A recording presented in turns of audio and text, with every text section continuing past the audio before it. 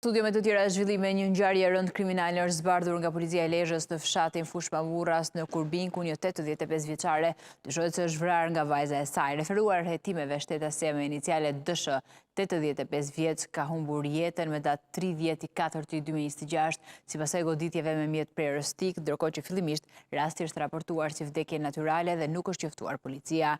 Nga veprimet hetimore rezulton se autore dyshuar e ngjarjes është vajza e viktimës, shtetasia Violeta Shpani, 57 vjeç, e cila jetonte në të njëjtën banesë me të ndjerën, ndërkohë që dyshohet se vuan nga problemet të shëndetit vendor. Në vijim të hetimeve, policia e Lezhës ka ndaluar 57 vjeçaren e dyshuar për veprën penale, vrasje për shkak të marrëdhënieve familjare. Si provë materiale nga ana tjetër, është sekuestruar mjeti prerëstik së bashku me prova të tjera që lidhen po me këtë ngjarje.